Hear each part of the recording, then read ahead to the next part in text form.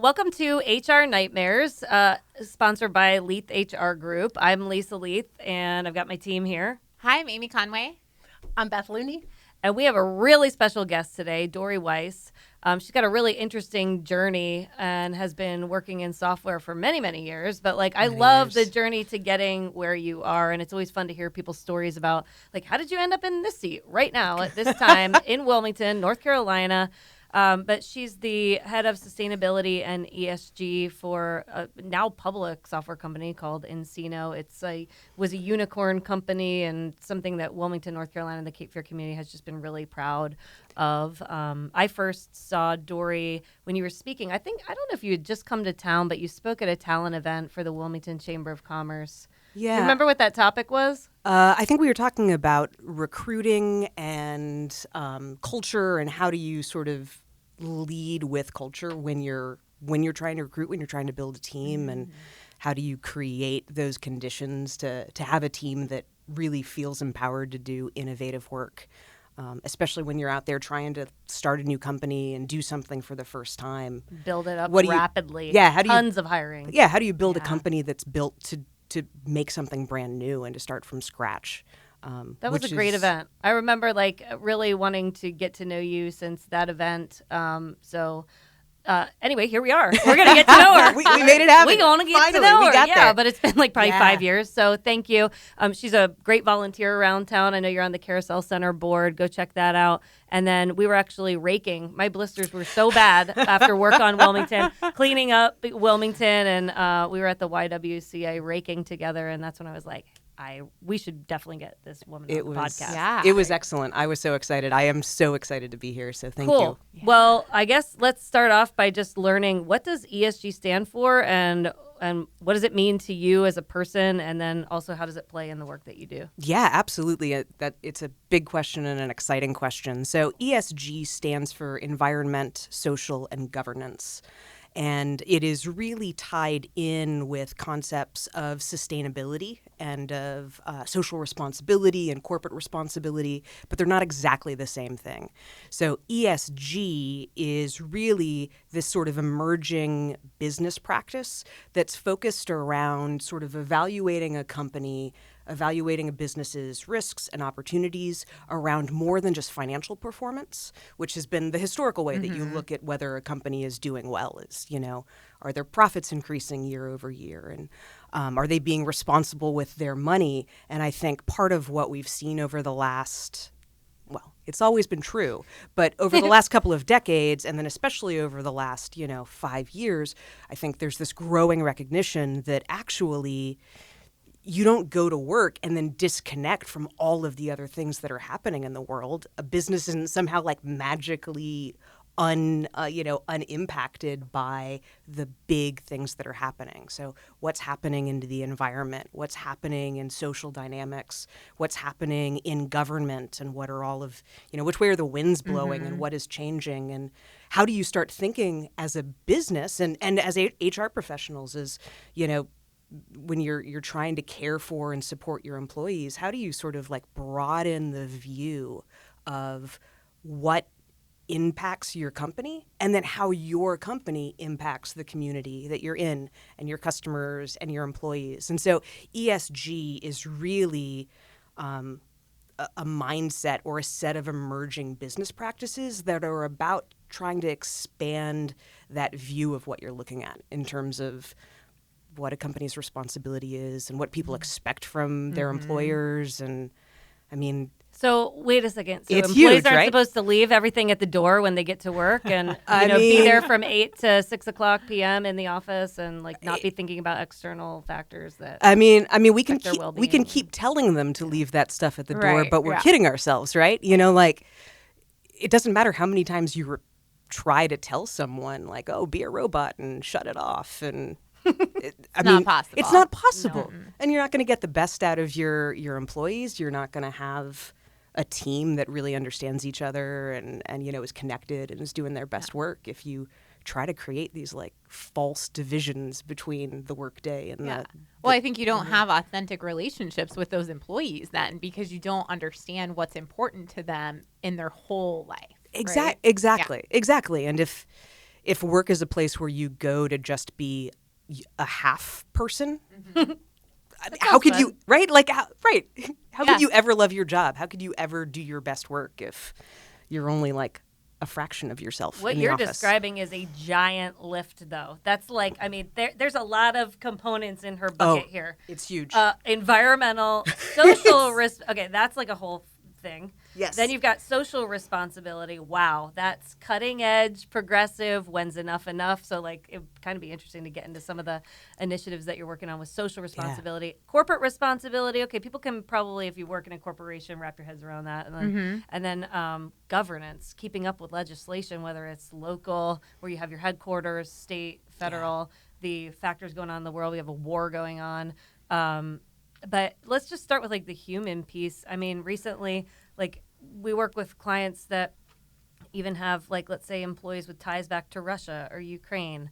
You work in the software industry, you probably do too. Yep, absolutely. So how are you handling like stuff like that? Then we've also got like the mass school shooting in Texas, and we've got, clients that have employees with family ties back to Texas, or they used to be school teachers and now they're working for this company, and like, so it's affecting them. So that's I guess a social responsibility, kind of like taking a stance, and employees are really looking for companies to take a stance. Yeah. Yep. Do you have a stance? And so many companies are conditioned to like, oh God, I am not touching that with a 10-foot pole. Don't say anything. We're going to screw ourselves. Like, so talk to us about that. Yeah, I mean, that is just obviously like it's such a huge combination of things, right? And I think, the first thing, to just be totally honest, is that no one has figured this out, right? No, there is not a perfect company in the world that has excellent practices on everything that's covered in those realms, right? Like, so if that's I always try to remind folks that the expectation for starting doesn't have to be perfection, because if that's the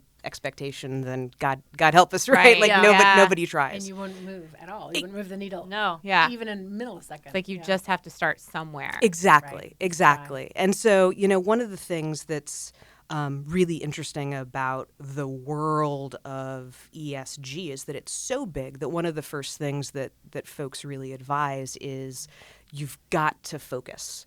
So the idea is, if you look at the universe of all of the things that we could be concerned about, because it is important in the context of the environment, for instance, if you focus on all of it, you just easily get overwhelmed, and then it's analysis paralysis, and you sort of stop. And so the idea is to really start by identifying what are the things that are most directly important to you and your business. So, nCino corporate headquarters, beautiful coastal Wilmington, North Carolina. It is materially important for us in the environmental realm to understand what's happening with hurricane risk, how that's changing over time. That's something that, like, if we don't have the right conversations about that, we are not upholding our responsibility as leaders as a company, right? That's like directly impactful. Thinking about what we could potentially be doing to help Amazon deforestation. If we had all the time and money in the world, then that would be a wonderful thing to be able to devote some cycles to. But realistically, that's not the thing that is most impactful to our employees, to Wilmington, to our customers. So we're going to be much more effective if we focus on the things, a limited number of things that are directly relevant, and that, we can immediately sort of see how it's connected to us. So on the environmental realm, part of it is just sort of like, okay, how do we focus on the things that really matter to us? And for us, looking to see where we are, and the natural resources that Wilmington brings, it's a wonderful way to stay connected to where we are. So, it's about managing those environmental risks, and then it's also about finding ways to, volunteer and connect back to the local sort of land. So beach cleanups and, sponsoring a beach access and sort of connections with Cape Fear River Watch and those sorts of things. Those are ways that we're engaging on environmental issues, but we're engaging on the issues that are relevant close to home. And always looking for opportunities and places for our employees to say like, hey, this thing is really interesting to me. This is important to me. Can we do this? That was a question I had. So because everyone comes to work with different ideas of what's important to them specifically. Yeah. Like how do you, I mean, I don't know how many people are working at nCino, but a lot to be fair. So how do you kind of like go through all of that decision making about where you're going to spend your time and resources? Yeah. Or where you take a stance. Yeah. Well, and I think what we try to do is strike a balance between what we are doing sort of formally and officially as a company and what we give our employees the time and the space to do. So, there are the specific things that we want to officially sort of support and put our weight behind as a company. But it is also really important to us that our employees are as empowered as possible and they have the time and the opportunity to do the things that are important to them. And they don't have to sort of get our permission to engage at a certain level. So,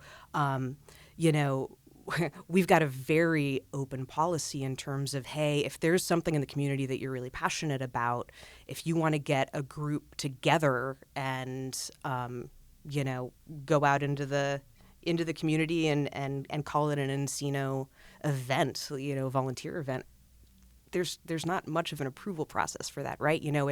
If there's a way you want to get engaged, use your paid volunteer days, take them, and go get engaged. Like we want to keep the barrier to entry for employee-led initiatives as low as possible. Yeah, that's good. Cutting the red tape. Well, I mean, you said something there that you said so many things, right?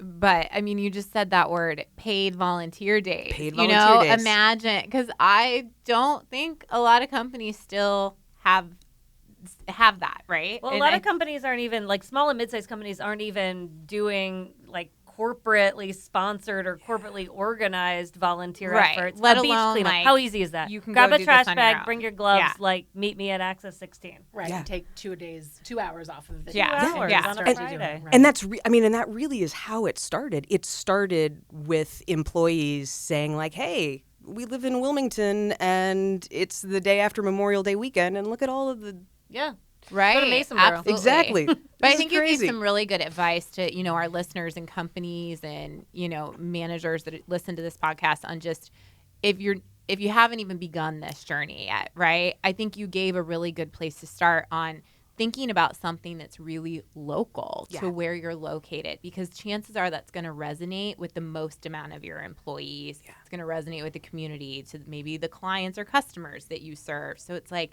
you don't have to do everything. You don't have to boil the ocean, but it's like pick one thing that you feel like this is going to create some value and mean a lot to your business. Exactly. Pick one thing. Start there, and pick it because it's authentic to you and authentic to your company and authentic to your employees. Don't pick it because you feel like it's the issue of the moment. Exactly. Like. People can smell an authenticity, right? Like it's really easy to tell when something is a performance or when you're doing it because you feel like you're supposed to, not because. But then it defeats the entire purpose because it's a huge eye roll and people are like, oh, I have to go do this. And that's not what you want to do. You want people to be excited, like, oh my gosh, we're going to be able to get to do this. Exactly. And it's just, I think you're right. I think inauthenticity is like, one of the things that drives me most crazy. Sorry. Right. No, I'm finding a focus though, like you just got to ask people. So, yeah. I mean, so if you're not asking, if you're not in tune with what the employees are down with, like if you've heard of everybody going surfing, before work, then hey, you might want to start at the beach. If everybody's a kayaker, everybody's fishing on the weekends, like you might want to focus on something like that. But just ask. Right, versus doing what you want to do as and a also CEO. The local thing too, because we've got a lot of clients that are out of state, and so if they're thinking about that, I love what you said too. It's just whatever's important to the location of where you are. Yeah, there's going to be something that's interesting. So yeah, exactly. And I think that it's a way. It's a way not only to build momentum for thinking about how your company can increasingly be involved locally, but it is a really incredible way to build culture and to build a really strong connection to your employees, right? Anytime you're giving them that space and you're saying like, we really care about what you're interested in and we're going to help try to create a little space for it. even if it's just That's an a nice hour or thing to two say of right there. volunteer Just time, right? Capture that little. Yeah. Just Like, say right. what she just said. Yeah. Rewind That- the what you just podcast said. for a minute. Go back. Write You that know, the other down. thing too is you just are starting to reach that point of what that does though too in the community is then all of a sudden people are like, oh my gosh, I want to work there because look at what they're doing, and you know They're nice to the community, and they're nice to their employees, and they give them the space to do what the employees like to do on their personal time because they're coming to work as a whole person. Yeah. Yes. And I Well, think that's the key. Yeah, and I'm guessing that when people listen to this, they're going to be like, well, I want to do what she does. So tell us, let's rewind a little bit for a minute. And like, how did you get God. into this work? I love what the beginning. has your path I know, I'm been? My path is not one that I would necessarily recommend that other people try to follow. I mean, it's been great for me, but Lisa has heard this story before, and I always joke that nothing that I ever expected to happen in my life has gone according to plan, right? Yeah. You know, like none of my plans actually worked out the way that I expected them to. So I always wanted to be an English professor when I grew up. And so I went my undergrad education, my graduate education, all studying English literature, and I loved teaching. I am always like deeply a teacher at heart. And I loved teaching, but I hated grad school. So I ended up dropping out of my PhD program after 5 years because I still had. Oh my gosh! I still had You like at had a least. couple, yeah. I still had like Yeah. at least 3 more years ahead of me. Yeah. At The least 3 honorary, years. 'cause that's I a was lot. like, Yeah. I like to say You that want us to tag Texas? Look at me like, come on, you got it. I like Give to it say to I like to say that I took my consolation masters after that because it was just like, I'm not leaving empty-handed. Yeah. Give me something. But then I was 27 years old and I was like, okay, what am I going to do now? I've got a Right. bunch of English Yeah, degrees. my plan and has to change. Exactly. And I had moved to Austin, Texas, and found out through a friend of a friend that the university had a software engineer training program. And I didn't actually fully understand what a software engineer did. But the job description, like all of the soft skills that the job description mentioned, I was like, oh, I've got all those. So I don't know what job function I'll actually Right. be performing, but I've got those skills. So I'm gonna go ahead and apply for this training program. This is the craziest thing. And actually, the day that I got the job offer, I will always remember that day because it was a Friday evening actually, and I had already started having my post work, Friday Little cocktails. And the phone rings at like 6 p.m. and it was the hiring manager, and he was like, "Yeah, I think we'd really love to have you join us here, but I just have one question for you. I don't know if you're gonna like the work. Like we really hope that you're gonna like the work." I'm That's like, fair. It's great, but I don't know if I'm gonna like the work. Yeah. I don't I don't even know understand what what to I talk would do about. day to I day. don't know, So but I'll like, do it. I think this sounds cool, but I can't promise you I'm gonna like it. Which luckily he liked that answer well enough Yeah. because I was Which being is pretty hilarious. honest Like, after yeah. 2 whiskeys. You- You right, know, right. like But do you keep in Just touch gonna with tell this him. guy? I mean, I have not talked to Keith in years. Oh, no, man, but I because should. he I should led check you on in. this It was path. incredible. Yeah. Yeah.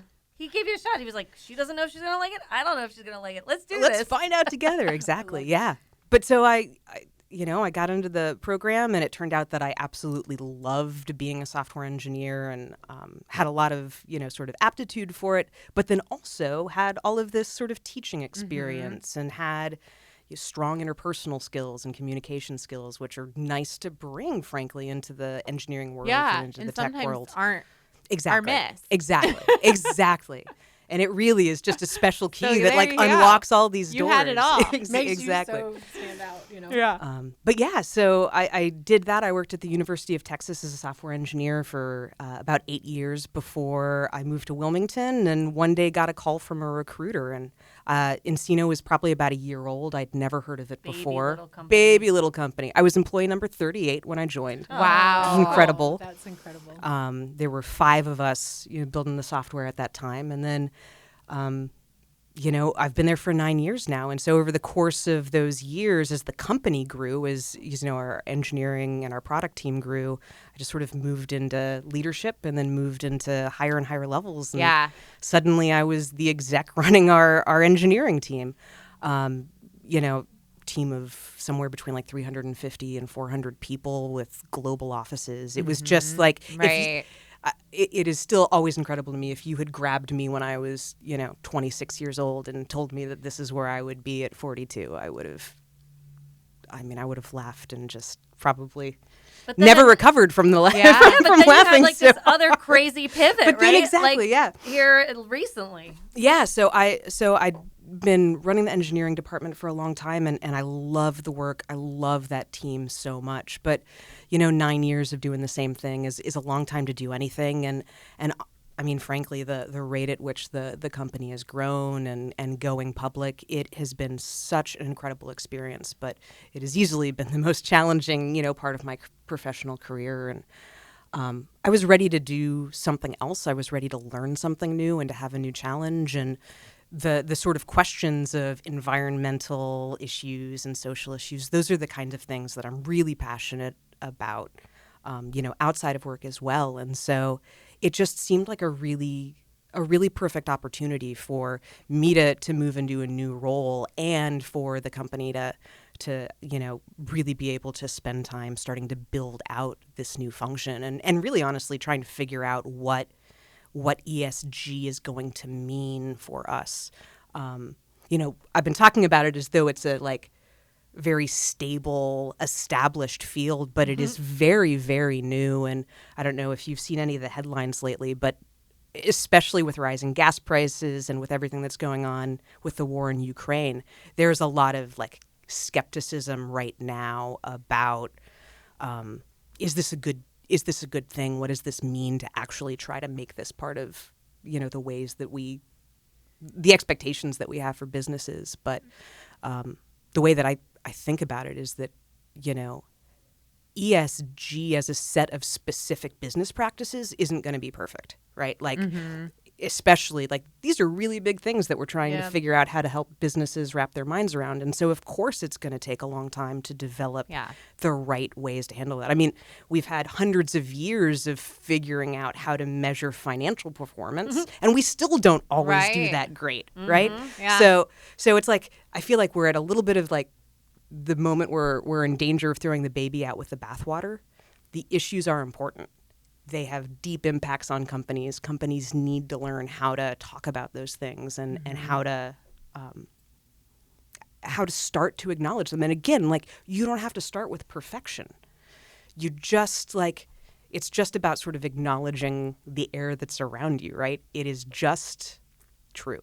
Yeah. Well, so I think that's how do why you where start? Companies, they get it so wrong. It's you also go into this role knowing people are going to have some grace with you, your employees, your customers, the people that work around you. They're going to have to know you're not going to get it all right the first time out. It's okay. Sometimes we say the wrong things. What we do is we refine it over time, and we learn over time, and we get it to the place we want it to be. But that's why a lot of people don't start, though, is because they're afraid to get it wrong and to reverse what they're trying to do. Absolutely. So they're really hot topics, and people don't all know, and they're not comfortable having these conversations on a public platform in a public company, right? Yeah.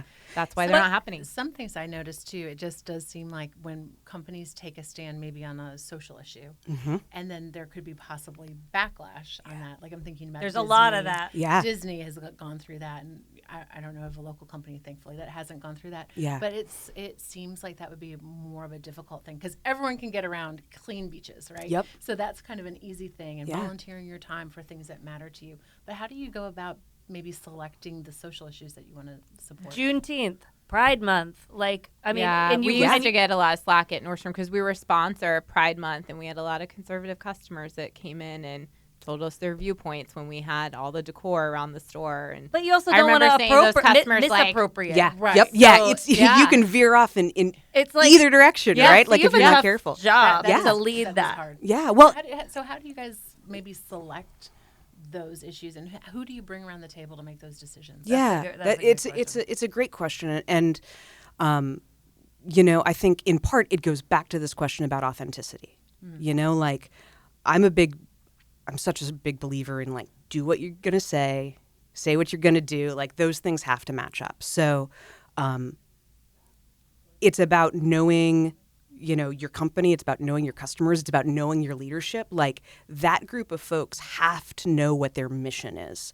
And I mean that in sort of like mission, vision level, the sort of like touchy-feely, who is this company and who do you want to be for your employees? Who do you want to be for your customers? Who do you want to be for your community? You have to know what that is first.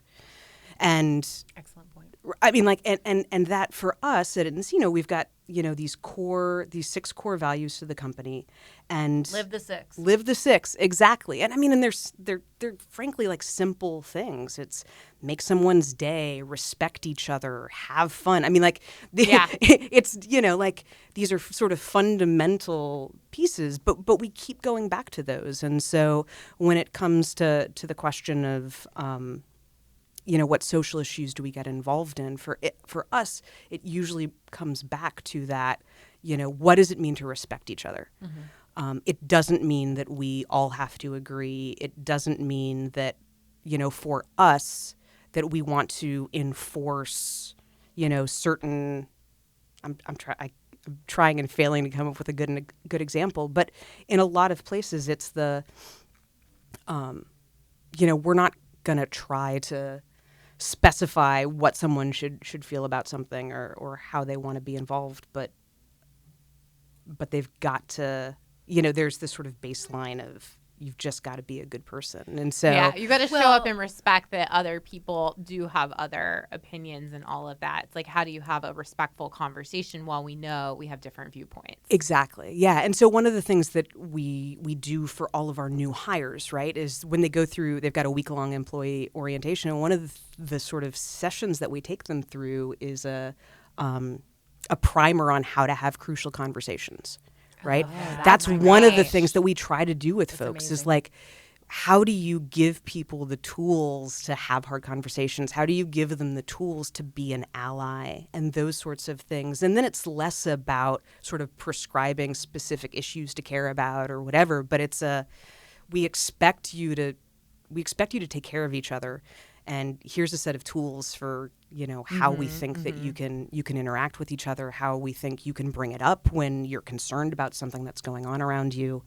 I like, though, that you're really boiling everything back down to your core values. Because they really seem like they're very much lived where you guys work. It and really... I think that's important, too, because it's always nice to be like, oh, you put up these platitudes that really mean absolute crap. Yeah. Like, people aren't invested in them. But if you have something like be respectful to people, everyone can kind of buy into that and actually do that on a daily basis. Exactly. And then everyone can look for examples of ways to engage that, right? Like, all of the things that we do, the ways that we get involved in the community, they don't need to flow through me. Like, I am not a gatekeeper of the things that the company does or doesn't get engaged in. I mean, on some level, there are some things like the things that we officially sort of whatever. But I mean, if you go into our company Slack any day of the week, you'll find a conversation about, oh, this thing happened in town yesterday, and what can we do to go support this family, or what can we do to go support? Yeah. And, it's, maybe any given conversation is 5 employees or 12 employees or whatever, but they're making impacts. They're making their impacts. And culminate. Exactly. And they're being supported. That's the key, right? Exactly. Because if you just are like, I'm going to make a casserole, and everyone's like, silence, Yeah. No. I mean, casseroles are great, but exactly. But I could also see some companies being like, get back to work. That channel is BS. Like, stop. Like, why are you on this channel all day trying to figure out you should be coding or whatever? So, I love that. I mean, I think we've had good experience. I mean, I did a seminar at nCino with a team, and like, I have another client that's a partner of yours for some other stuff, and like, overall, like, it's not just words. Like, there is a living and breathing of that culture, and you can kind of feel it when you walk into your offices. So, I encourage any listeners out there that are looking for great companies to work for, nCino really is doing what they're saying. Yeah. Well, and Lisa, what you just said about the, companies that are, get back to work. I'm watching you. What are you doing? Mm-hmm. There are Man, companies I in know. town I know there are. especially with COVID, like watching productivity and putting software on computers and stuff like that. We had listener write-ins. We had a listener write-in about that. Like numbers having to be matched by hours. I mean, it's cray-cray. Yeah. Just treating people like adults. I remember watching Pierre Naudé on this. I think he was at a power breakfast or something with the Wilmington Business Journal, and he stood up there and they were like, "What about the culture?" And he said, when there was like a small group of you guys, and he was like, "What if we just treat people like adults? Yeah. What do you think would happen? Like if we let them just run wild and just be themselves? Like, do you think it would be good?" And people were like, "Ooh, that seems scary. I'm terrified. And radical. I want what about the rules?" Yeah. So, and I'll never forget him saying that on stage. But look at you now. I mean, we used to joke. I used to joke that. In early years, that the company was just a big science experiment, right? Entirely to that end. But I mean, like the experiment worked. It's cool. Exactly. It's really cool. It's like HR professionals that we try to stay like on the modern side of things and be progressive and keep up with trends. That's why we have you here, like so we can learn.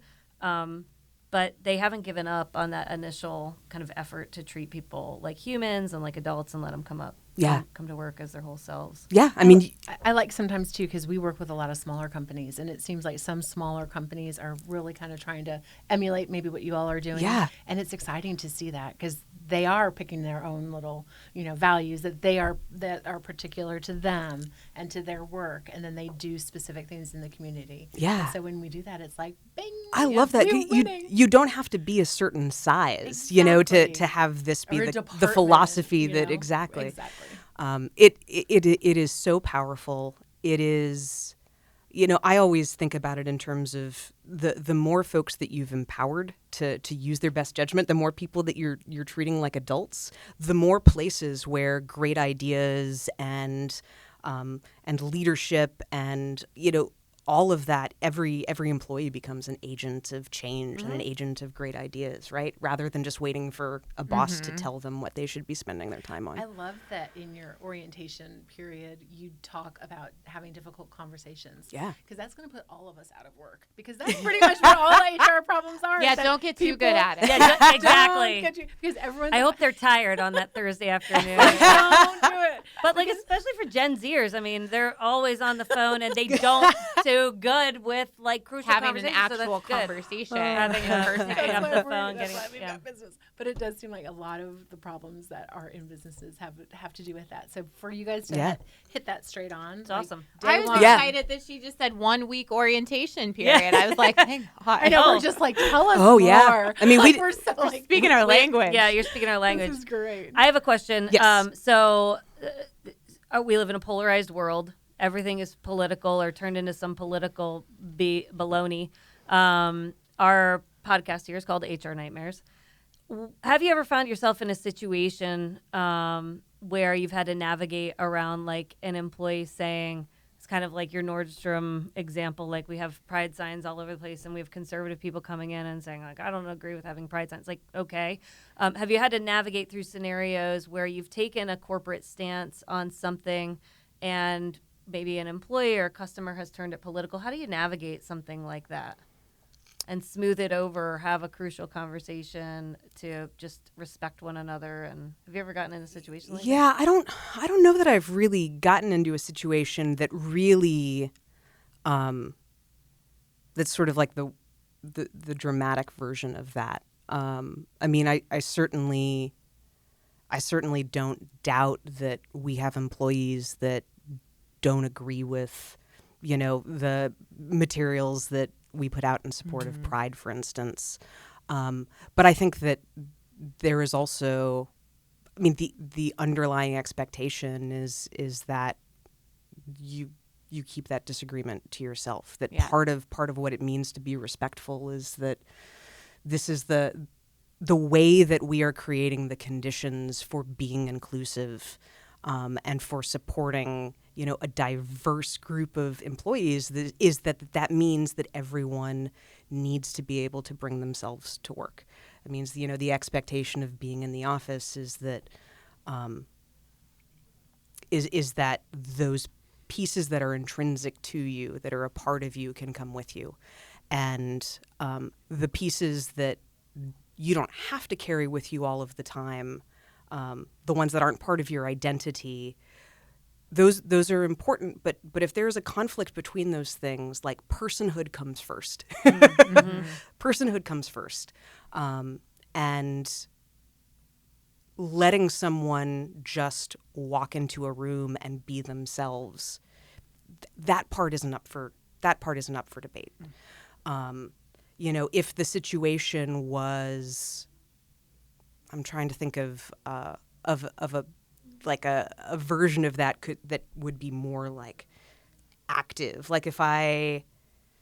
Well, it makes me think of like your recruiting process. So you're detracting people that don't want to be in an inclusive environment by like using your values and like respect and make somebody, you're detracting the people that aren't going to be a good fit, and you're trying to attract people that like that kind of environment, an inclusive environment. They're going to go research and take a look at like all the Glassdoors and LinkedIn and see what Instagram, see what you're taking a stand on. And so hopefully, like, how do you, especially as you grow and you're doing tons of volume hiring around the globe, how do you make sure, and is there any communication internally that you're following the process that you set out in the recruiting process to make sure that you are screening appropriately so you don't get a bad actor on the team? Yep. How do you make sure that you're doing that as you grow? Like, that's part of the culture, is recruiting the right folks. Yeah, absolutely. And so one of the things that we do, there are a number of pieces of that, right? Our HR team runs a really incredible series of trainings, and they run them regularly for anybody who's going to be involved in the hiring process. We are generally really big fans of trying to have that process be as inclusive as possible. So, a candidate who comes in, we want them to have an experience that is as realistic as possible.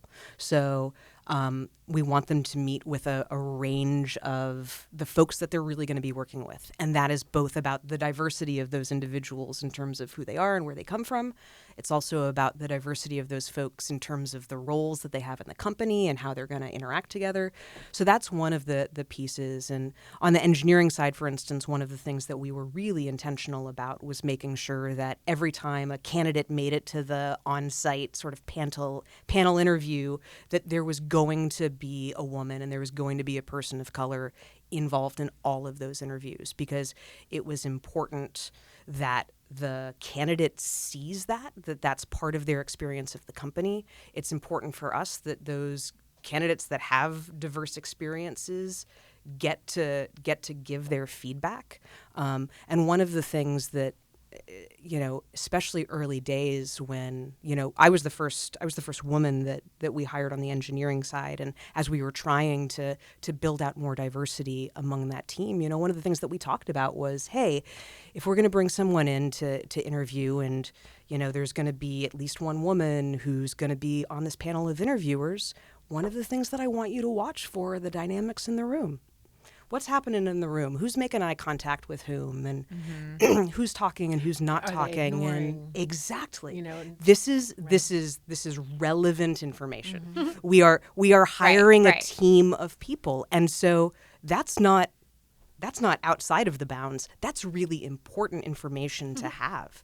And so how do you screen out those folks? So one of the ways is, I'm going to give you a diverse representative group of people that are the folks that you could be working with. How do you treat them? Yeah, how do you interact with them? So I want to see that, and that's something that we're going to take into consideration. I also am just a big fan of giving people, I never want to ask an interview question that's unfair. I never want to ask a gotcha question, but I do want to see someone have to collaborate and have to change their mind or have to work through some new information during that process. Like, that's another thing that I want to see, is when someone gives you another way of approaching something or challenges what you just said. How they handle what do you do with that? Yeah, exactly. Right. Do all your hackles go up? Do your claws come out? Or can you say like, oh yeah, okay, yeah, I hadn't thought about it that way, but what if we do this instead? And I'm a big fan of like trying to recreate the real work experience as much as possible during the interview process. And I think that helps when it comes to that stuff. Yeah, it sounds like you're targeting not just asking all the traditional questions, but you're thinking about things that you can really see someone's communication style and their collaboration style. And those are important, because I think, we always talk about behavioral questions and, getting a little bit more out of that. But there are sometimes better questions where you can figure out, like, can I figure out someone's DISC profile, right, in that interview? I mean, I can't, right? But you can see it, right? So it's things like that is what are those different questions to ask and understanding how you're going to get a little bit of a more thorough viewpoint into how someone's going to work on a daily basis. Yeah. And we do try to make sure that we have interview questions that all map back to the 6 core values. Like we are intentional about making sure that everybody goes through questions that always connect back to those core values. Cool. But yeah. Good. Well, you guys are exemplars in town. I mean, you really are. I mean, we you do a good job, and it's nice that we then all can like learn. From Well, and I don't want to going back to like that. You don't have to be perfect to start. I have made so many mistakes over the course of my career. Like, I do not get everything right, but I think the things that are most important,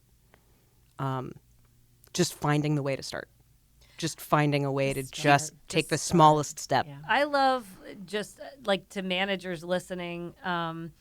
We work with a lot of hiring managers, and they have very specific needs and profiles of who they think is going to be a perfect candidate for their roles, even at like entry-level roles, okay? Just like very, very specific where we probably need to give and take a little bit on some of the expectations of who you're going to find, especially in a tight talent market. Yes.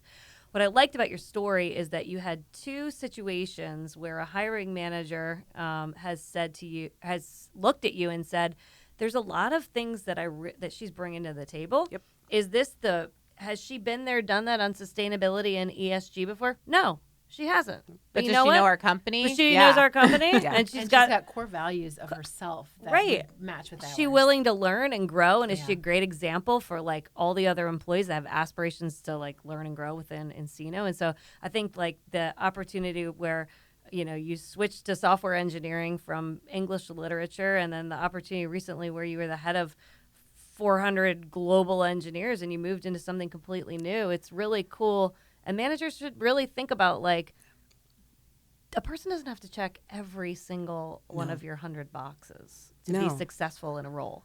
No, and if I am skeptical that you could ever perfectly describe everything you're going to need in a role in the first place, right?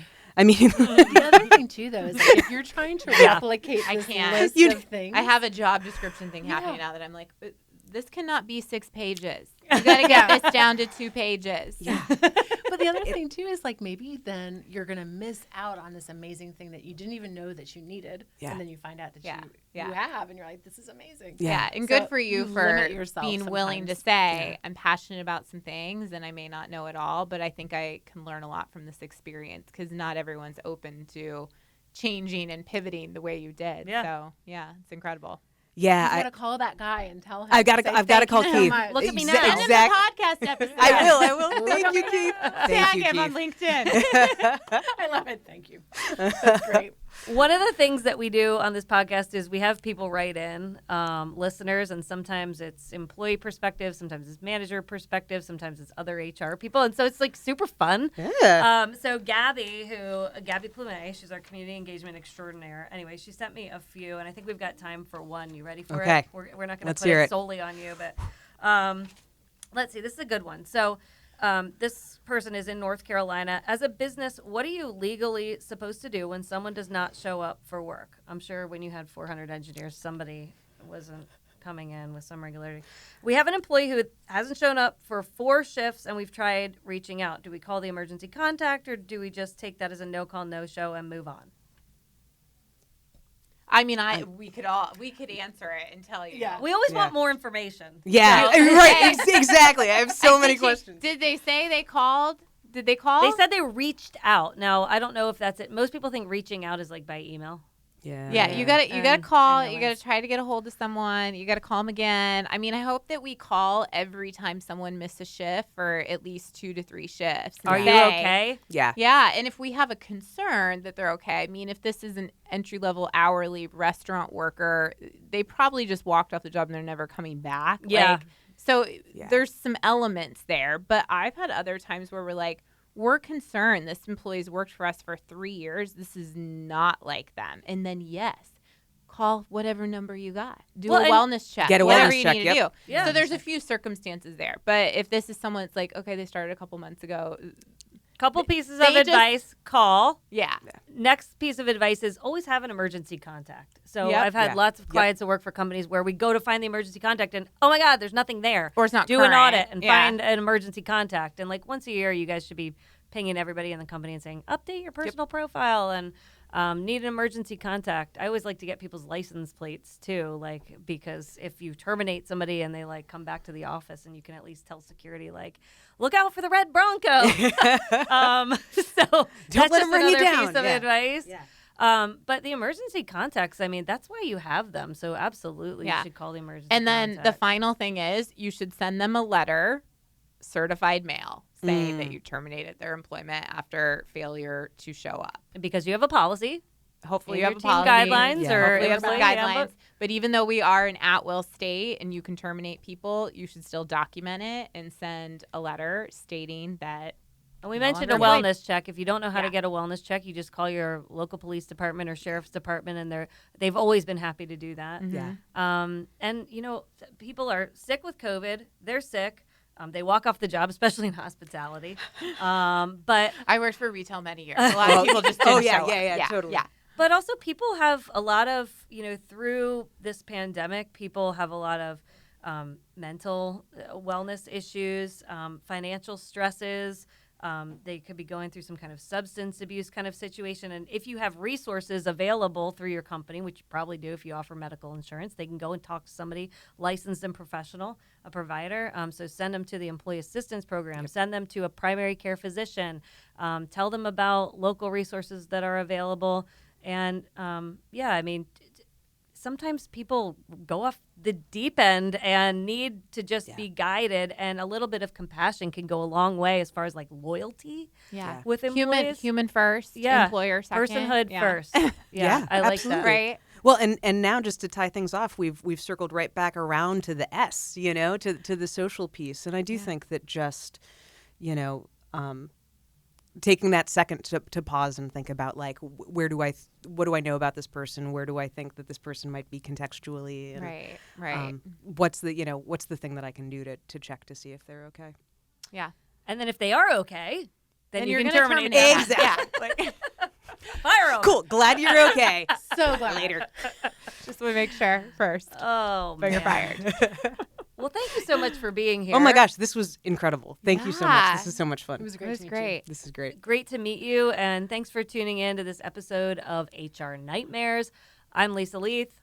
Beth Looney. Amy Conway. And you can find us all on LinkedIn. Gabby Plumet is trying to get herself and Leath HR TikTok famous, so you can find us on all the social platforms, Instagram, Facebook, LinkedIn. Of course, we want you to watch this podcast on YouTube, which I guess it doesn't really make it a podcast, but this is the book that we were always going to write, but we did it around microphones instead. It's fun to talk about HR nightmares, but mainly how to avoid them and just learn all the good stuff that people, you know, in our own community where we have our own headquarters are doing great stuff. We can learn from you. Thank you. Thank you. My pleasure. Thanks for tuning in. Any other comments? No, that's all I got. That's it. All right. Have a Thank great you. day. Thank Thank you. you. Bye. Bye.